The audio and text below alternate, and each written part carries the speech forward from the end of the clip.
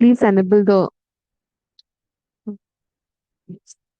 ನಮಸ್ಕಾರ, ಶುಭ ಮಧ್ಯಾಹ್ನ ಪ್ರೀತಿಯ ವಿದ್ಯಾರ್ಥಿಗಳಿಗೆ, ಶಾಲಾ ಶಿಕ್ಷಕರಿಗೆ ಹಾಗೂ ಶಾಲಾ ಸಿಬ್ಬಂದಿ ವರ್ಗದವ್ರಿಗೆ ನಿಮ್ಮೆಲ್ಲರಿಗೂ ಕೂಡ ವಿದ್ಯಾಶಕ್ತಿಯ ವಿಜ್ಞಾನದ ತರಗತಿಗೆ ಆತ್ಮೀಯವಾದಂತಹ ಸ್ವಾಗತ ಕೋರ್ತಾ ಇರೋದು ನಾನು ನಿಮ್ಮ ವಿಜ್ಞಾನದ ಶಿಕ್ಷಕಿ ಅಶ್ವಿತಾ ಮಲ್ನಾಡ್. ಪ್ರಿಯ ವಿದ್ಯಾರ್ಥಿಗಳೇ, a very good afternoon to one and all been present here and I welcome you all to today's session. ಇವತ್ತಿನ ಕ್ಲಾಸ್ ಇರುವಂತಹದ್ದು ನಿಮ್ಮ ವಿಜ್ಞಾನದ ತರಗತಿಯ ಪ್ರಥಮ ಪಾಠ ಬೆಳೆಯ ಉತ್ಪಾದನೆ ಮತ್ತು ನಿರ್ವಹಣೆಯ ಕುರಿತು. So this chapter is regarding crop production and management.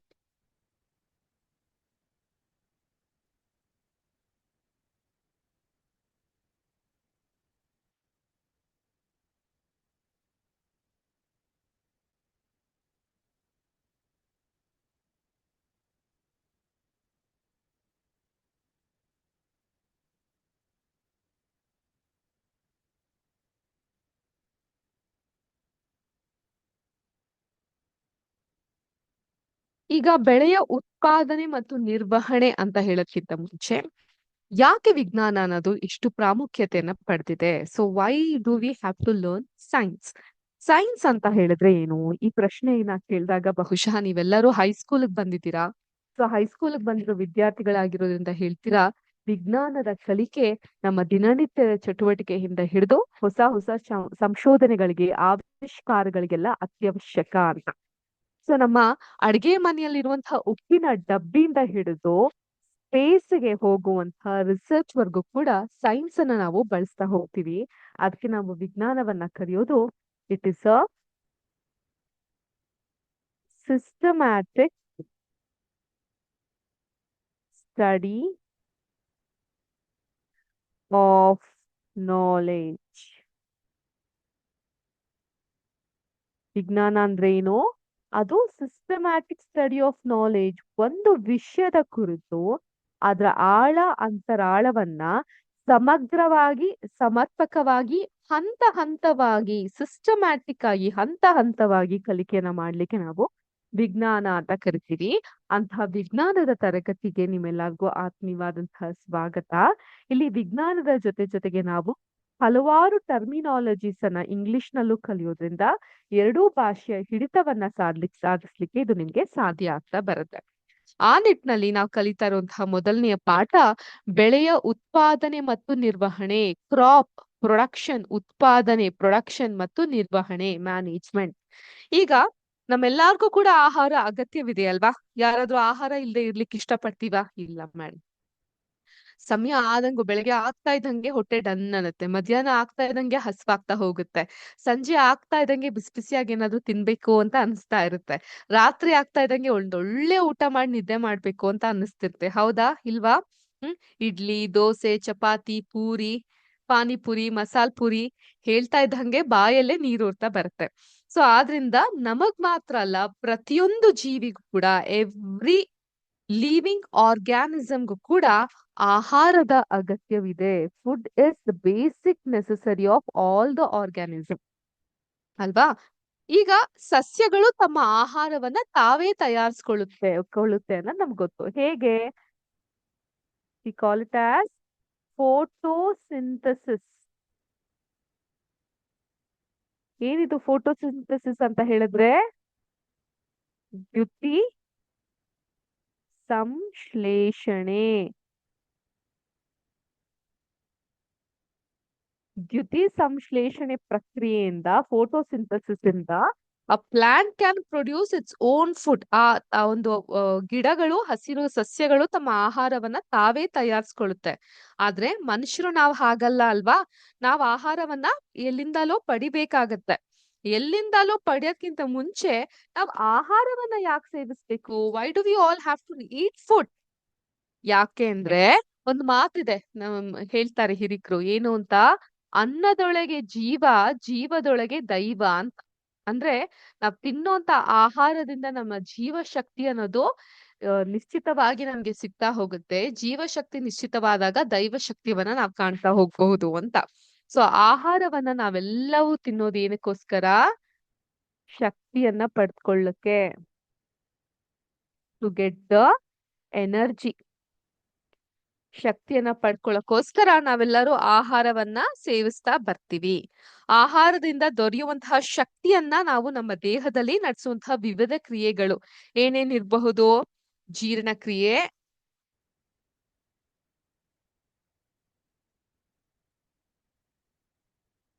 ಉಸಿರಾಟ, ವಿಸರ್ಜನ ಇತ್ಯಾದಿ ಇತ್ಯಾದಿ. ಜೀರ್ಣಕ್ರಿಯೆ ಅಂತ ಹೇಳಿದ್ರೆ ಏನು? ಡೈಜೆಷನ್, ಉಸಿರಾಟ ರೆಸ್ಪಿರೇಷನ್, ವಿಸರ್ಜನ ಎಕ್ಸ್ಕ್ರೀಷನ್.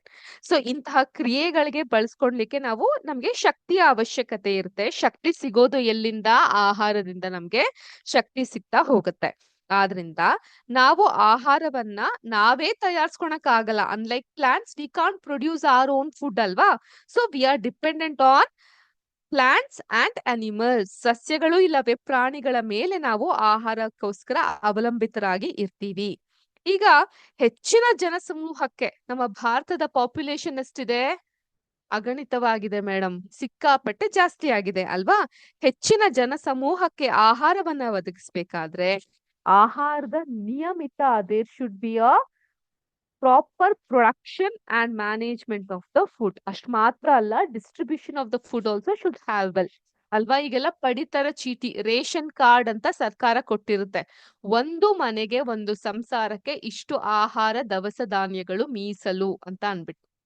ಹಾಗೇನೆ ಎಲ್ಲಾ ಜನಸಮೂಹಕ್ಕೂ ಊಟ ಬೇಕು ಅಂದ್ರೆ ಏನ್ ಮಾಡ್ಬೇಕಾಗತ್ತೆ? ಸಮರ್ಪಕವಾಗಿ ನಾವು ಆಹಾರದ ಉತ್ಪಾದನೆಯನ್ನ ಮಾಡ್ಬೇಕಾಗತ್ತೆ, ಅದರ ನಿರ್ವಹಣೆ, ಮ್ಯಾನೇಜ್ಮೆಂಟ್ ಮಾಡ್ಬೇಕಾಗತ್ತೆ. ಅದೇ ರೀತಿ ಅದರ ವಿತರಣೆ, ಡಿಸ್ಟ್ರಿಬ್ಯೂಷನ್ ಕೂಡ ನಾವು ಮಾಡ್ತಾ ಹೋಗ್ಬೇಕಾಗತ್ತೆ. ಆ ನಿಟ್ಟಿನಲ್ಲಿ ನಾವು ಬೆಳೆಯ ಉತ್ಪಾದನೆ ಮತ್ತು ನಿರ್ವಹಣೆ ಪಾಠದಲ್ಲಿ ನಾವು ಒಂದು ಬೆಳೆ ಅಥವಾ ಒಂದು ಕ್ರಾಪ್ ಅನ್ನ ಹೇಗೆ ಪ್ರೊಡ್ಯೂಸ್ ಮಾಡ್ತೀವಿ, ಹೇಗೆ ಉತ್ಪಾದನೆ ಮಾಡ್ತೀವಿ ಮತ್ತು ಅದರ ನಿರ್ವಹಣೆ ಹೇಗೆ ಮಾಡ್ತೀವಿ ಅನ್ನೋದನ್ನ ಕಲಿತಾ ಹೋಗ್ತೀವಿ. ಅದ್ರ ಜೊತೆಗೆ ಈ ಕ್ರಿಸ್ತ ಪೂರ್ವ ಅಂದ್ರೆ ಬಿಫೋರ್ ಕ್ರೈಸ್ಟ್, BC, 10,000 BC ಅಥವಾ ಕ್ರಿಸ್ತ ಪೂರ್ವ.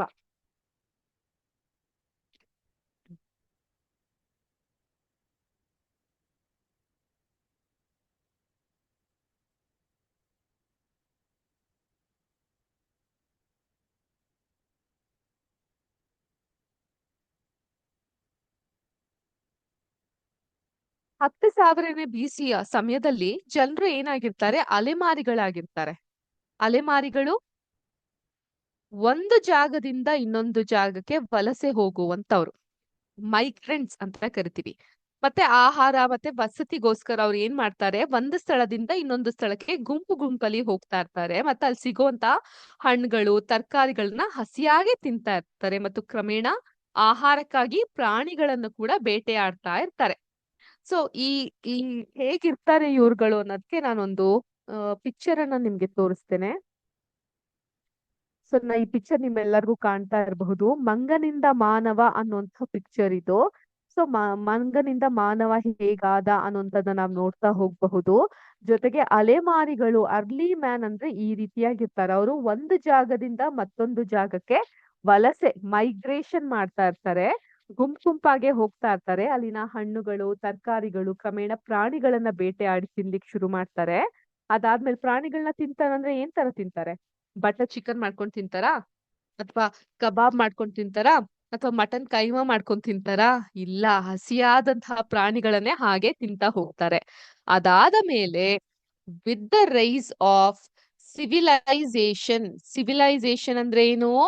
ನಾಗರಿಕತೆ ಹೆಚ್ಚಾಗ್ತಾ ಹೋದಂಗೂ ಅವರು ಒಂದೇ ಜಾಗದಲ್ಲಿ ನೆಲೆ ನಿಂತು ಅಲ್ಲಿ ಕೃಷಿಯನ್ನ ಮಾಡ್ಲಿಕ್ಕೆ ಶುರು ಮಾಡ್ತಾರೆ. ಕೃಷಿ ಅಂದ್ರೆ ಏನು? ವ್ಯವಸಾಯ, ಅಗ್ರಿಕಲ್ಚರ್ ಮಾಡ್ಲಿಕ್ಕೆ ಶುರು ಮಾಡ್ತಾರೆ. ಅಲ್ಲಿಂದ ಅವರು ಭತ್ತ, ಗೋಧಿ ಮತ್ತೆ ಇತರೆ ಆಹಾರ ಬೆಳೆಗಳನ್ನ ಉತ್ಪಾದಿಸ್ಲಿಕ್ಕೆ ಶುರು ಮಾಡ್ತಾರೆ. ಹೀಗೆ ಉಗಮವಾದದ್ದು ಕೃಷಿ. ನಿಮ್ಗೆ ಪ್ರಶ್ನೆ ಬರಬಹುದು ಎಕ್ಸಾಮ್ಗಳಲ್ಲಿ, ಕೃಷಿಯ ಉಗಮ ಹೇಗಾಯ್ತು? ಅಥವಾ ಇನ್ ಜನರಲ್ ಆಗಿ ಯಾರಾದ್ರೂ ಹೇಗಪ್ಪ ಈ ಅಗ್ರಿಕಲ್ಚರ್ಗಳು ಶುರುವಾಯ್ತು ಅಂತ ಕೇಳೋದಾದ್ರೂ ಕೂಡ ನೀವ್ ಹೀಗ್ ಹೇಳ್ಬಹುದು. ಜನರು ಒಂದ್ ಜಾಗದಿಂದ ಇನ್ನೊಂದ್ ಜಾಗಕ್ಕೆ ವಲಸೆ ಹೋಗ್ತಾ ಇದ್ರು. ಅಲ್ಲಿದ್ದಂತಹ ಹಣ್ಣು, ತರಕಾರಿ, ಪ್ರಾಣಿಗಳನ್ನ ಬೇಟೆಯಾಡಿ ತಿಂತಾ ಇದ್ರು. ಅದಾದ ನಂತರ ಈ ಒಂದು ಸಿವಿಲೈಸೇಷನ್, ನಾಗರಿಕತೆಯ ಉಗಮ ಆದ್ಮೇಲೆ ಅವರು ಒಂದೇ ಜಾಗದಲ್ಲಿ ನೆಲೆ ನಿಂತು ಕೃಷಿ ಮಾಡ್ಲಿಕ್ಕೆ ಶುರು ಮಾಡ್ತಾರೆ. ವಿವಿಧ ರೀತಿಯ ಬೆಳೆಗಳನ್ನ ಬೆಳಿಲಿಕ್ಕೆ ಶುರು ಮಾಡ್ತಾರೆ. ಅಲ್ಲಿಂದ ಕೃಷಿ ಅನ್ನೋದು ಶುರುವಾಯ್ತು ಅಂತ. ಈಗ ಒಂದೇ ಜಾಗದಲ್ಲಿ ಟೆಕ್ಸ್ಟ್ ಬುಕ್ ಓಪನ್ ಮಾಡ್ಕೊಬಹುದು. ನೀವು ನಿಮ್ಮ ಟೆಕ್ಸ್ಟ್ ಬುಕ್ ಪೇಜ್ ನಂಬರ್ 2ರಲ್ಲಿ ನೀವು ಇದನ್ನ ಕಾಣಬಹುದು. ಒಂದೇ ಸ್ಥಳದಲ್ಲಿ ಒಂದೇ ರೀತಿಯ ಸಸ್ಯಗಳನ್ನ ದೊಡ್ಡ ಪ್ರಮಾಣದಲ್ಲಿ ಬೆಳೆದು ಕೃಷಿ ಮಾಡೋದನ್ನ ನಾವು ಬೆಳೆ ಅಂತ ಕರಿತೀವಿ, ಕ್ರಾಪ್ ಅಂತ ಕರಿತೀವಿ. ಏನು ಬೆಳೆ ಅಂತ ಹೇಳಿದ್ರೆ, ಒಂದು ಸ್ಥಳದಲ್ಲಿ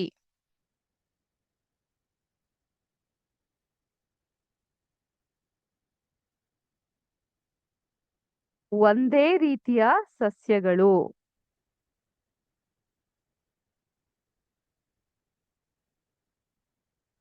ಒಂದು ಸ್ಥಳದಲ್ಲಿ ಒಂದೇ ರೀತಿಯ ಸಸ್ಯಗಳನ್ನ ದೊಡ್ಡ ಪ್ರಮಾಣದಲ್ಲಿ ಆನ್ ಅ ಲಾರ್ಜ್ ಸ್ಕೇಲ್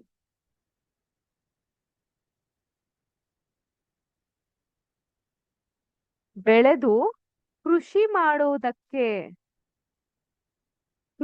ಮಾಡೋದಕ್ಕೆ ಬೆಳೆ ಅಂತ ಕರೀತಾರೆ. ಸೊ ಹಂಗಾದ್ರೆ ನಮ್ಮನೆ ಟೆರೆಸ್ ಮೇಲೆ ನಾವು ಒಂದಿಷ್ಟು ಗಿಡಗಳನ್ನ ಹಾಕಿದೀವಿ ಮೇಡಮ್. ಟೊಮ್ಯಾಟೊ, ಬೀನ್ಸು, ಅವರೆಕಾಳು, ಗೆಣಸು ಇಂತಹ ಗಿಡಗಳನ್ನ ಹಾಕಿದೀವಿ. ನಾವು ಕೂಡ ಕೃಷಿ ಮಾಡ್ತಾ ಇದೀವ, ಬೆಳೆಯನ್ನ ಬೆಳಿತಾ ಇದೀವ? ಇಲ್ಲ. ಯಾಕೆ? ಏನ್ ಹೇಳ್ತಾ ಇದೆ ಇದು? ಒಂದು ಸ್ಥಳದಲ್ಲಿ ಒಂದೇ ರೀತಿಯ ಸಸ್ಯಗಳು, there should be a uniform plants, ದೊಡ್ಡ ಪ್ರಮಾಣದಲ್ಲಿ ಆನ್ ಅ ಲಾರ್ಜ್ ಸ್ಕೇಲ್ ಬೆಳೆದು ಕೃಷಿ ಮಾಡೋದಕ್ಕೆ ನಾವು ಬೆಳೆ ಅಂತ ಕರಿತೀವಿ. ಇದು ನಿಮ್ಗೆ ಪ್ರಶ್ನೆಯಾಗಿ ಮಲ್ಟಿಪಲ್ ಚಾಯ್ಸ್ ಕ್ವಶನ್ ಆಗು ಬರಬಹುದು, ಇಲ್ಲ 1 ಮಾರ್ಕ್ ಕ್ವಶನ್ ಆಗು ಬರಬಹುದು. Please underline. ಉದಾಹರಣೆಗೆ, ಗೋಧಿಯ ಬೆಳೆ ಅಂತ ಹೇಳಿದ್ರೆ ಒಂದೇ ಜಮೀನಿನಲ್ಲಿ ಬೆಳೆಯುವಂತಹ ಬೆಳೆಗಳೆಲ್ಲ, ಸಸ್ಯಗಳೆಲ್ಲ ಕೂಡ ಗೋಧಿ ಆಗಿರುತ್ತೆ ಅಲ್ವಾ? ಕಡ್ಲೆಕಾಯಿ ಬೆಳೆಯನ್ನ ಬೆಳೆದಿದೀವಿ, ಆಲೂಗಡ್ಡೆಯನ್ನ ಬೆಳೆದಿದೀವಿ, ಸೂರ್ಯಕಾಂತಿಯನ್ನ ಬೆಳೆದಿದೀವಿ ಅಂತ ಹೇಳ್ತಿರ್ತಾರೆ. ಅಂದ್ರೆ ಒಂದೇ ಭೂಮಿಯಲ್ಲಿ, ಒಂದೇ ಜಮೀನಿನಲ್ಲಿ ಈ ಒಂದು ಬೆಳೆಗಳನ್ನ ಒಂದೇ ರೀತಿಯಾಗಿ ಬೆಳಿತಾರೆ. ಈ ಬೆಳೆಗಳಲ್ಲಿ ಧಾನ್ಯಗಳು, ತರಕಾರಿಗಳು ಮತ್ತು ಹಣ್ಣುಗಳು ಅಂತ ವಿಭಿನ್ನ ವಿಧಗಳಿಗೆ. ಈಗಾಗ್ಲೇ ನಮ್ಗೆ ತಿಳಿದಿರೋ ಹಾಗೆ ಇವುಗಳನ್ನ ನಾವು ಋತುವಿಗೆ ಅನುಗುಣವಾಗಿ, ಋತು ಅಂತ ಹೇಳಿದ್ರೆ ಏನು? ಹೆಸರು ಮೇಡಮ್, ಹೆಸರು ನಿಜ, ಸೀಸನ್.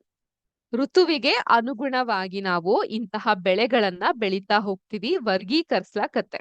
ಈಗ ನಮ್ಮ ದೇಶ ಯಾವ್ದು? ಭಾರತ ಅಲ್ವಾ? ಯಾರಿಗಾದ್ರೂ ಡೌಟ್ ಇದೆಯಾ? ಇಲ್ಲ ಅಲ್ವಾ? ನಮ್ ದೇಶ ಯಾವ್ದು? ಭಾರತ. ಇಲ್ಲಿನ ಉಷ್ಣಾಂಶ, ಹ್ಯುಮಿಡಿಟಿ, ತೇವಾಂಶ ಮತ್ತು ಮಳೆಯ ಪ್ರಮಾಣಗಳನ್ನ ಅವಲಂಬಿಸಿ ಹವಾಮಾನ ಪರಿಸ್ಥಿತಿಗಳು ಒಂದು ಪ್ರದೇಶದಿಂದ ಮತ್ತೊಂದು ಪ್ರದೇಶಕ್ಕೆ ಬದಲಾಗ್ತಾ ಹೋಗುತ್ತೆ. ಈಗ ಧಾರವಾಡ, ಬಳ್ಳಾರಿ, ಹುಬ್ಬಳ್ಳಿ, ಗುಲ್ಬರ್ಗ, ಕಲಬುರ್ಗಿ ಇವೆಲ್ಲ ಏನ್ ಪ್ರದೇಶ? ನಾವ್ ಏನಂತ ಕರಿತೀವಿ ಇದನ್ನ? ಬಯಲು ಸೀಮೆ ಅಂತ ಕರಿತೀವಿ ಅಲ್ವಾ? ಅದೇ ದಕ್ಷಿಣ ಕನ್ನಡ, ಚಿಕ್ಕಮಗಳೂರು, ಶಿವಮೊಗ್ಗ, ಕೊಡಗು ಇವೆಲ್ಲ ನಾವೇನಂತ ಕರಿತೀವಿ? ಮಲೆನಾಡು ಅಂತ ಕರಿತೀವಿ. ಯಾಕೆ ಈ ರೀತಿ ವರ್ಗೀಕರಣವನ್ನ ಮಾಡ್ತೀವಿ? ಆ ಒಂದು ಪ್ರದೇಶದ ಹವಾಮಾನದ ಮೇಲೆ ನಾವು ವರ್ಗೀಕರಣ ಮಾಡ್ತಾ ಹೋಗ್ತೀವಲ್ವಾ? ಈಗ ಈ ಒಂದು ವೈವಿಧ್ಯತೆ ಹಾಗೂ ಹವಾಮಾನ ಇವೆರಡನ್ನ ನಾವು ಅನುಸರಿಸ್ತಾ ಎರಡು ವ್ಯಾಪಕವಾದಂತಹ ಬೆಳೆಯ ವಿಧಾನವನ್ನ ಗುರುತಿಸ್ಬೇಕಾಗತ್ತೆ. ಯಾವ್ದದು? ಈಗ ಆಲ್ರೆಡಿ ಕ್ಲಾಸ್ ಅಲ್ಲಿ ಮೇಡಮ್ಗಳು ನಿಮ್ಗೆ ಹೇಳಿರ್ತಾರೆ ಏನ್ ಬೆಳೆಗಳವು.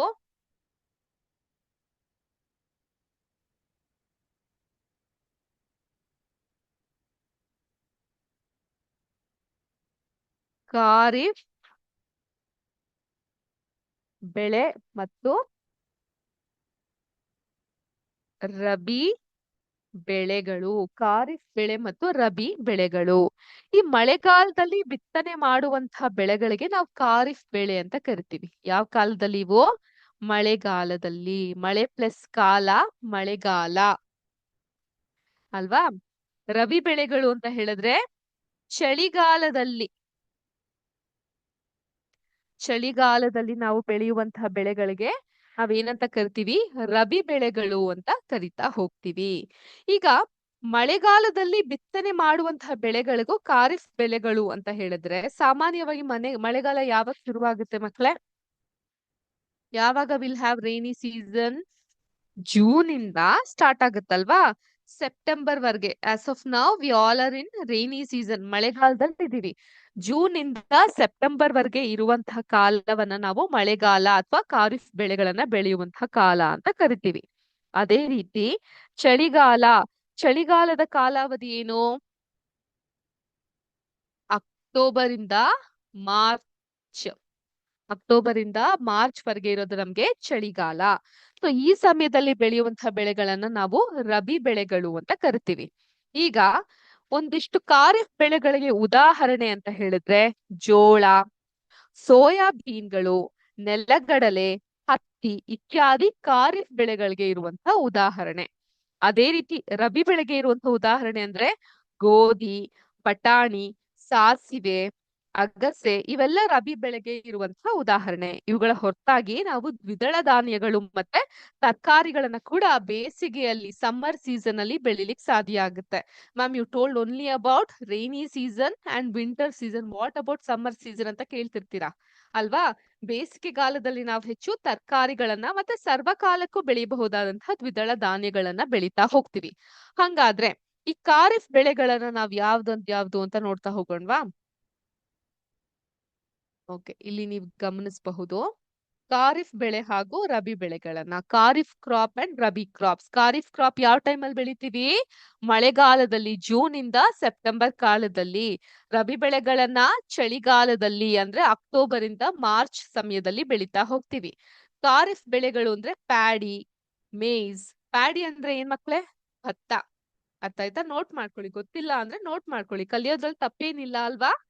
ಪ್ಯಾಡಿ ಅಂದ್ರೆ ಭತ್ತ, ಮೇಯ್ಸ್ ಅಂತ ಹೇಳಿದ್ರೆ ಜೋಳ, ಮುಸ್ಕಿನ ಜೋಳ ಅಂತ ಕರಿತೀವಲ್ಲ ಅದು. ಕ್ಷಮಿಸಿ, ಮೇಜ್ ಅಂದ್ರೆ ಜೋಳ, ಜೋವರ್ ಅಂತ ಹೇಳಿದ್ರೆ ಮುಸ್ಕಿನ ಜೋಳ, ಬಾಜ್ರಾ ಅಂತ ಹೇಳಿದ್ರೆ ನವಣೆ. ನವಣೆಗಳಿಗೆ ಬಾಜ್ರಾ ಅಂತ ಕರಿತೀವಿ. ಅದೇ ರೀತಿ ರಬಿ ಬೆಳೆಗಳು ವೀಟ್ ಅಂದ್ರೆ ಗೋಧಿ, ಬಾರ್ಲಿ ಅಂದ್ರೆ ಬಾರ್ಲಿ, ಹೀಟಾದಾಗ ಕುಡಿತೀವಲ್ಲ ಬಾರ್ಲಿ ಬೀಜಗಳು. ಪೀಸ್ ಅಂತ ಹೇಳಿದ್ರೆ ಬಟಾಣಿ, ಪೀಸ್ ಅಂದ್ರೆ ಬಟಾಣಿ. ಗ್ರಾಮ್ ಅಂದ್ರೆ ಕಡಲೆಗಳು, ನೆಲಗಡಲೆ, ಕಡಲೆ ಕಾಳು, ಕಡಲೆ ಬೇಳೆ ಈ ತರ ಹೇಳ್ತೀವಲ್ಲ ಅವು. ಗ್ರಾಮ್ ಅಂದ್ರೆ ಕಡಲೆ. ಸೊ ಇವು ಕೆಲವೊಂದಿಷ್ಟು ಖಾರಿಫ್ ಹಾಗೂ ರಬಿ ಬೆಳೆಗಳು. ನೋಡಿದ್ರಾ? ಸಿಂಪಲ್ ಆಗಿದ್ಯಾ?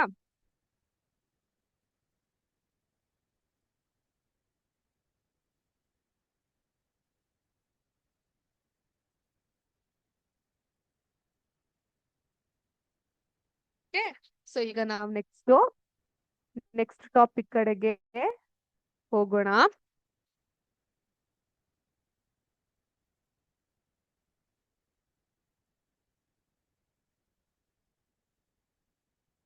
ನೆಕ್ಸ್ಟ್ ಟಾಪಿಕ್ ಏನ್ ಹೇಳುತ್ತೆ? ನಾನು ಹೇಳ್ದೆ ಬೆಳೆಗಳ ಕೃಷಿ ಒಂದು ನಿರ್ದಿಷ್ಟವಾದಂತಹ ಕಾಲಾವಧಿ, there should be a specific time ರೈತರು ಕೈಗೊಳ್ತಾರೆ. ಆದ್ರೆ ಇದ್ರಲ್ಲಿ ಅನೇಕ ಚಟುವಟಿಕೆಗಳಿರುತ್ತೆ. ಈ ಚಟುವಟಿಕೆಯನ್ನ ನಾವ್ ಏನಂತ ಕರಿತೀವಿ? ಕೃಷಿ ಪದ್ಧತಿ ಅಂತ ಕರಿತೀವಿ.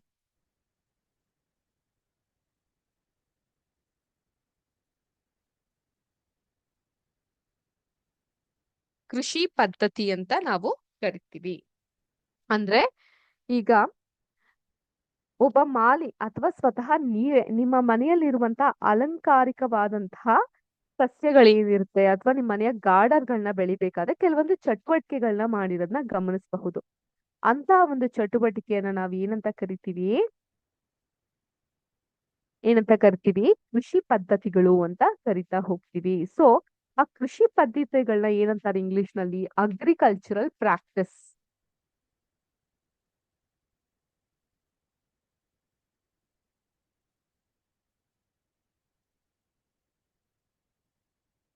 ಅಗ್ರಿಕಲ್ಚರಲ್ ಪ್ರಾಕ್ಟಿಸ್ ಅಂತ ಹೇಳ್ತಾರೆ.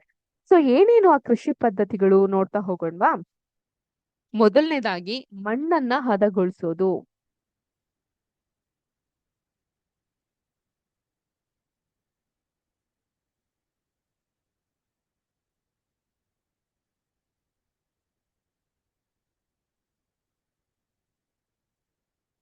ಮಣ್ಣನ್ನು ಹದಗೊಳಿಸುವಿಕೆ.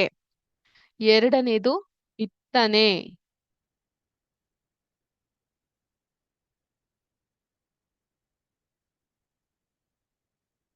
ಮೂರನೇದು ಸಾವಯವ ಗೊಬ್ಬರ ಮತ್ತು ರಸಗೊಬ್ಬರ.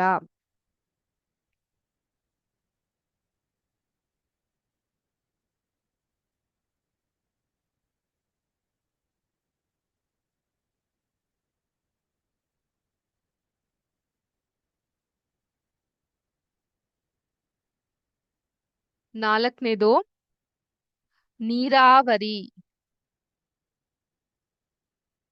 ನೀರಾವರಿ. ಐದನೇದು ಕಳೆಯಿಂದ ರಕ್ಷಣೆ.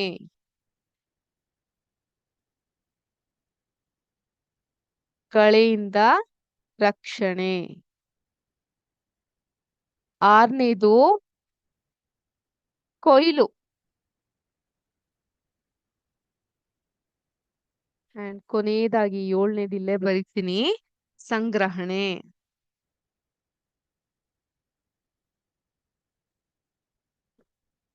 ಓಕೆ, ಸೊ ಏನಿದು ಕೃಷಿ ಪದ್ಧತಿ ಅಥವಾ ಅಗ್ರಿಕಲ್ಚರಲ್ ಪ್ರಾಕ್ಟಿಸ್. ಏನೇನಿದೆ, ಮಣ್ಣನ್ನ ಹದಗೊಳಿಸಿ. ಏನಿದು ಮಣ್ಣನ್ನ ಹದಗೊಳಿಸೋದು? ಈಗ ನಿಮ್ಮ ಮನೆಯ ಟೆರೆಸ್ ಮೇಲೆ ನೀವು ಒಂದು ಗಾರ್ಡನ್ ಅನ್ನ ಮಾಡಬೇಕು ಅಂತ ನಿರ್ಧಾರ ಮಾಡಿರ್ತೀರಾ. ಒಂದು ಪಾಟ್ ನಲ್ಲಿ ಒಂದು ಗಿಡವನ್ನ ಬೆಳೆಸ್ತೀರಾ. ಹೇಗ್ ಬೆಳೆಸ್ತೀರಾ? ಮೊದ್ಲು ಆ ಮಣ್ಣನ್ನ ನೀಟಾಗಿ ಹದ ಮಾಡ್ತೀರಾ ಅಲ್ವಾ? ಆ ಪಾಟ್ ತುಂಬಾ ನೀಟಾಗಿ ತುಂಬ್ತೀರಾ. ಅದಾದ ನಂತರ ಬಿತ್ತನೆಯನ್ನ ಮಾಡ್ತೀರಾ. ಬಿತ್ತನೆಯನ್ನ ಮಾಡಿದ್ಮೇಲೆ ಸಕಾಲಕ್ಕೆ ಅದಕ್ಕೆ ಬೇಕಾಗಿರುವಂತಹ ಗೊಬ್ಬರ ಅಥವಾ ಅದ್ರ ಊಟ ಏನಿದೆ ಅದಕ್ಕೆ ಕೊಡ್ತೀರಾ. ಸರಿಯಾದ ರೀತಿ ನೀರನ್ನ ಹಾಕ್ತಾ ಹೋಗ್ತೀರಾ. ಅದ್ರ ಸುತ್ತ ಬೆಳೆದಿರೋ ಗಿಡಗಳು ಬೆಳೆದಿದ್ರೆ ಅದನ್ನ ಕಿತ್ತು ಎಸ್ದು ಬಿಡ್ತೀರಾ. ಕೊನೆಯದಾಗಿ ಅದ್ರಲ್ಲಿ ಬಂದಿರುವಂತಹ ಸುಂದರ ಹೂಗಳನ್ನಾಗಿರ್ಬಹುದು ಅವುಗಳನ್ನೆಲ್ಲ ನೀವು ತೆಕ್ಕೊಂತೀರಾ. ಅದನ್ನ ನೀಟಾಗಿ ಸಂಗ್ರಹಿಸಿ ಇಡ್ತೀರಾ. ಒಂದು ಕ್ರಾಪ್ ಪ್ರೊಡಕ್ಷನ್ ಕೂಡ ಇದೇ ರೀತಿ ನಡೆಯುತ್ತೆ. This one V call it as agricultural practice. ಮಣ್ಣನ್ನ ಹದಗೊಳಿಸೋದು ಅಂದ್ರೆ ಪ್ರಿಪರೇಷನ್ ಆಫ್ ದ ಸಾಯಿಲ್. ಬಿತ್ತನೆ ಅಂದ್ರೆ ಸೋಯಿಂಗ್. ಸಾವಯವ ಗೊಬ್ಬರ ಮತ್ತು ರಸಗೊಬ್ಬರ ಅಂತ ಹೇಳಿದ್ರೆ ಆಡಿಂಗ್ ಮ್ಯಾನ್ಯೂರ್ ಅಂಡ್ ಫರ್ಟಿಲೈಸರ್. ಸಾವಯವ ಗೊಬ್ಬರಕ್ಕೆ ನಾವು ಮ್ಯಾನ್ಯೂರ್ ಅಂತ ಕರಿತೀವಿ. ರಸಗೊಬ್ಬರ ಕೆಮಿಕಲ್ ಫರ್ಟಿಲೈಸರ್ಸ್ ಅಥವಾ ಫರ್ಟಿಲೈಸರ್ಸ್ ಅಂತ ಹೇಳ್ತೀವಿ. ಇವುಗಳನ್ನ ಸಿಂಪಡಣೆ ಮಾಡೋದು. ನೀರಾವರಿ ಅಂದ್ರೆ ಇರಿಗೇಷನ್ ಮಾಡ್ತಾ ಹೋಗೋದು. ಕಳೆಯಿಂದ ರಕ್ಷಣೆ ಪ್ರೊಟೆಕ್ಟಿಂಗ್ ಫ್ರಮ್ ವೀಡ್ಸ್. ಹಾರ್ವೆಸ್ಟಿಂಗ್ ಕೊಯ್ಲಿನಿಂದ ಕೊಯ್ಲು. ಹಾರ್ವೆಸ್ಟಿಂಗ್ ಅಂದ್ರೆ ಕೊಯ್ಲು. ಸಂಗ್ರಹಣೆ ಅಂದ್ರೆ ಸ್ಟೋರೇಜ್. ಇದಿಷ್ಟನ್ನ ನಾವು ಮಾಡ್ತಾ ಹೋಗ್ತೀವಿ. This is a very important exam ask question. ಇದನ್ನ ನೀವು ಈ 7 ಪಾಯಿಂಟ್ಸ್ ಅನ್ನ ನೆನ್ಪಿಟ್ಕೊಬೇಕು. ಏನೇನ್ ಮಾಡ್ತೀರಾ? ಫಸ್ಟ್ ಮಣ್ಣನ್ನ ಹದಗೊಳಿಸ್ತೀರಾ, ಬಿತ್ತನೆ ಮಾಡ್ತೀರಾ, ಅದಾದ ನಂತರ ಸಾವಯವ ಗೊಬ್ಬರ ಮತ್ತು ರಸಗೊಬ್ಬರ ಸೇರಿಸ್ತೀರಾ. 4ನೇದು ನೀರಾವರಿ, 5ನೇದು ಕಳೆಯಿಂದ ರಕ್ಷಣೆ, 6ನೇದು ಕೊಯ್ಲು, 7ನೇದು ಸಂಗ್ರಹಣೆ. ಇದಿಷ್ಟು ಪಾಯಿಂಟ್ಸ್ ಅನ್ನ ನೀವು ಕಲ್ತ್ಕೊಳೋದು ಬಹಳ ಅವಶ್ಯಕ. ಸೊ ಈಗ ಅದರಲ್ಲಿ ಮೊದಲನೇದು ಬಂದು ಮಣ್ಣನ್ನ ಹದಗೊಳಿಸುವಿಕೆ ಅಥವಾ preparation of soil. Before we start any work ನಾವೇನ್ ಮಾಡ್ತೀವಿ? ಆ ಒಂದು ಕೆಲಸದ ಬಗ್ಗೆ ಒಂದು ನಕ್ಷೆ, ಒಂದು ಮ್ಯಾಪ್ ಅನ್ನ ಹಾಕ್ತಿವಿ. Are we prepare a plan regarding the work. Isn't it? Similarly ಇದು ಕೂಡ ಹಾಗೆ. ಫಾರ್ ಎಕ್ಸಾಂಪಲ್ ನಮ್ಮ ಮನೇಲಿ ಅಡ್ಗೆ ಮಾಡ್ತಿದ್ದಾರೆ. ಈಗ ಅಮ್ಮ ಅಡ್ಗೆ ಮಾಡ್ತಾ ಇದ್ದಾರೆ, ಒಂದು ಸಾಂಬಾರ್ ಮಾಡ್ತಿದ್ದಾರೆ ಅಂದ್ರೆ ಹೇಗ್ ಮಾಡ್ತಾರೆ? ಅದಕ್ಕೆ ಮುಂಚಿತವಾಗಿ ಈರುಳ್ಳಿ, ಬೆಳ್ಳುಳ್ಳಿ, ಶುಂಠಿ, ಬೆಳ್ಳುಳ್ಳಿ ಪೇಸ್ಟು, ತರಕಾರಿಗಳು ಅದಕ್ಕೆ ಬೇಕಾಗಿರುವಂತಹದ್ನ ತೊಳೆದು ನೀಟಾಗಿ ಹೆಚ್ಚಿಟ್ಕೊಳೋದು, ಕರ್ಬೇವಿನ ಸೊಪ್ಪು, ಕೊತ್ಮಿರಿ ಸೊಪ್ಪು, ಸಾಂಬಾರ್ ಪುಡಿ, ಹೀಗೆಲ್ಲಾನು ರೆಡಿ ಮಾಡಿ ಇಟ್ಕೊಂತಾರೆ. ಸ್ಟವ್ ಆನ್ ಮಾಡಿದ್ಮೇಲೆ ಯಾವತ್ತಾದ್ರೂ ಅಮ್ಮ ಹಾಕಿರೋದನ್ನ ನೋಡಿದ್ದೀರಾ? ಇಲ್ಲ. ಅದಕ್ಕಿಂತ ಮುಂಚೆನೆ ಎಲ್ಲಾನು ರೆಡಿ ಮಾಡಿ ಇಟ್ಕೊಂಡಿರ್ತಾರಲ್ವಾ? ಹಾಗೇನೆ ನಾವು ಬೆಳೆಯನ್ನ ಬೆಳೆಯೋದಕ್ಕಿಂತ ಮುಂಚೆ ಈ ಮಣ್ಣನ್ನ ಹದಗೊಳಿಸೋದು ಅಥವಾ preparing of soil is a very very important topic. ಇದು ಕೃಷಿಯ ಮೊದಲ ಹಂತವಾಗಿರುತ್ತೆ. ಇಲ್ಲಿ ಕೃಷಿಯ ಬಹುಮುಖ್ಯ ಕಾರ್ಯ ಅಂತ ಹೇಳಿದ್ರೆ ಮಣ್ಣನ್ನ ತಿರುವಿ ಹಾಕೋದು.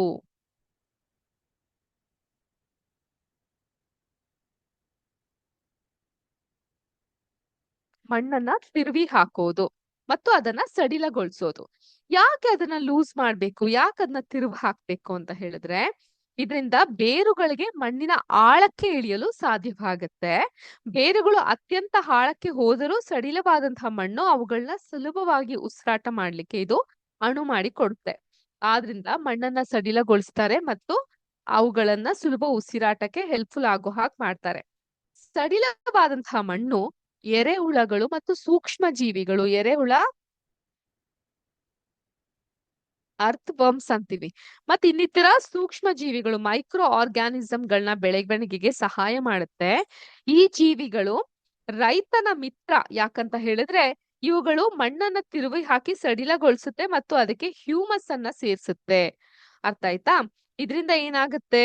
ಮಣ್ಣನ್ನ ತಿರುವಿ ಹಾಕುವ ಮತ್ತು ಸಡಿಲಗೊಳಿಸುವಂತಹ ಅಗತ್ಯ ಮಾಡುವಂತಹ ಕೆಲಸ ಈ ಒಂದು ಎರೆಹುಳುಗಳು ಮತ್ತೆ ಸೂಕ್ಷ್ಮ ಜೀವಿಗಳು ಮೈಕ್ರೋ ಆರ್ಗ್ಯಾನಿಸಮ್ಸ್ ಮಾಡುತ್ತೆ. ಈಗ ನೀವ್ ಕೇಳ್ಬೋದು, ಯಾಕೆ ನಾವು ಮಣ್ಣನ್ನ ತಿರುವಿ ಹಾಕ್ಬೇಕು? ಯಾಕೆ ಎರೆಹುಳುಗಳ ಸಹಾಯವನ್ನ ಪಡ್ಕೊಬೇಕು ಅಂತ ಹೇಳಿದ್ರೆ ಮಣ್ಣಿನಲ್ಲಿ ಇರುವಂತಹ ಖನಿಜಗಳು ಅಂದ್ರೆ ಮಿನರಲ್ಸ್.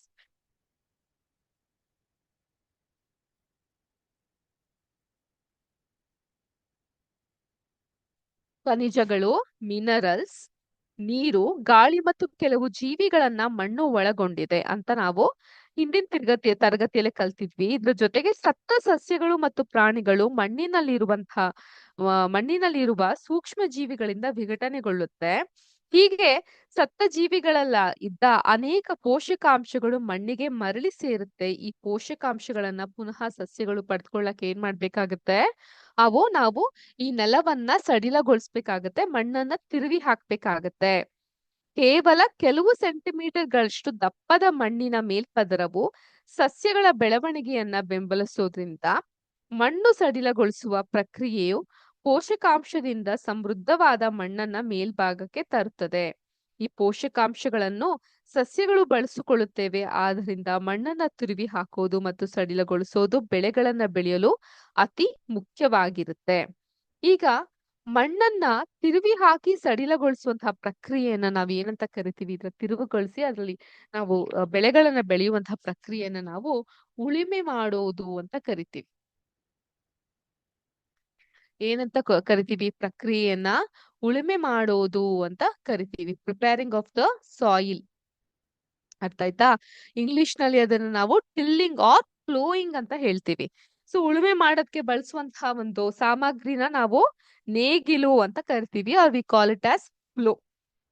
ಈ ನೇಗಿಲುಗಳನ್ನ ಮರ ಅಥವಾ ಕಬ್ಬಣದಿಂದ ಮಾಡಿರ್ತಾರೆ. ಒಂದು ವೇಳೆ ಮಣ್ಣು ಬಹಳಷ್ಟು ಒಣಗಿದ್ರೆ ಉಳುಮೆ ಮಾಡುವ ಮೊದಲು ಈ ಒಂದು ನೀರನ್ನ ಹಾಕ್ಬೇಕಾಗತ್ತೆ. ಉಳುಮೆ ಮಾಡಿದಂತಹ ಜಮೀನು ಮಣ್ಣಿನ ದೊಡ್ಡ ಚೂರುಗಳನ್ನ ಹೊಂದಿರಬಹುದು. ಇವುಗಳನ್ನ ಹೆಂಟೆಗಳು, ಈ ತರ ದೊಡ್ಡ ದೊಡ್ಡ ಚೂರುಗಳಿರುತ್ತೆ ಮಣ್ಣಲ್ಲಿ.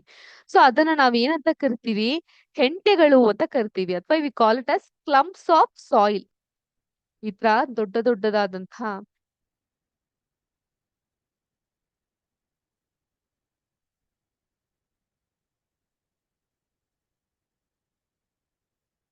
ಇಷ್ಟಿಷ್ಟು ದಪ್ಪ ದಪ್ಪಾದಂತಹ ಕಲ್ಲುಗಳಿರುತ್ತೆ. ಅವುಗಳನ್ನ ನಾವು ಕ್ಲಂಪ್ಸ್ ಅಂತೀವಿ ಅಥವಾ ಹೆಂಟೆಗಳು ಅಂತ ಕರಿತೀವಿ.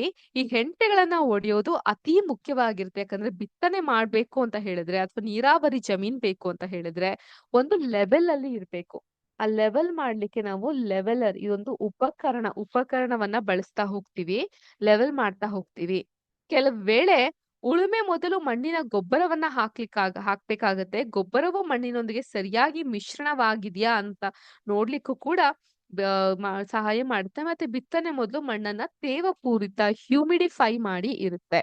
ಸೊ ಈ ಲೆವೆಲರ್ಗಳ ಬಗ್ಗೆ, ಈ ಹೆಂಟೆಗಳ ಬಗ್ಗೆ ಮತ್ತು ಈ ನೇಗಿಲಿನಗಳ ಬಗ್ಗೆ ನಾವು ಮುಂದಿನ ಕ್ಲಾಸ್ ನಲ್ಲಿ ತಿಳ್ಕೊಂತ ಹೋಗೋಣ. ಅದಕ್ಕೆ ಸಂಬಂಧಪಟ್ಟಂತಹ ಒಂದಿಷ್ಟು ಪಿಕ್ಚರ್ಸ್ ಗಳನ್ನು ನಾನು ತಂದಿದ್ದೀನಿ. ಆ ಪಿಕ್ಚರ್ಸ್ ಗಳನ್ನು ಕೂಡ ನಾವು ನೋಡ್ತಾ ಹೋಗೋಣ. So in general you will get an idea what is preparation of soil. ಆ ಮಣ್ಣನ್ನ ಹದಗೊಳಿಸೋದು ಹೇಗೆ ಅನ್ನೋದು ನಾವು ತಿಳಿತಾ ಹೋಗ್ತೀವಿ. ಆ ಕೃಷಿಯ ಉಪಕರಣ ಎಡೆಕುಂಟೆ ಆಗಿರಬಹುದು, ಕಲ್ಟಿವೇಟರ್ ಆಗಿರಬಹುದು, ಅವುಗಳ ಬಗ್ಗೆ ನಾವು ಮುಂದಿನ ಕ್ಲಾಸ್ ನಲ್ಲಿ ತಿಳ್ಕೊಂತಾ ಹೋಗೋಣ ಅಂತ ಹೇಳ್ತಾ ಇಲ್ಲಿಗೆ ಇವತ್ತಿನ ವಿಜ್ಞಾನದ ತರಗತಿನ ನಾನು ಮುಗಿಸ್ತಾ ಇದ್ದೀನಿ. ನಿಮ್ಮೆಲ್ಲರಿಗೂ ಇವತ್ತಿನ ಕ್ಲಾಸ್ ಅರ್ಥ ಆಗಿದೆ, ಇಷ್ಟ ಆಗಿದೆ ಅಂತ ಭಾವಿಸ್ತೀನಿ. ಎಲ್ಲಾರ್ಗೂ ಕೂಡ ಶುಭ ಸಂಜೆ. ಜೈ ಹಿಂದ್, ಜೈ ಕರ್ನಾಟಕ ಮಾತೆ, ಜೈ ವಿದ್ಯಾಶಕ್ತಿ. ನಮಸ್ಕಾರ.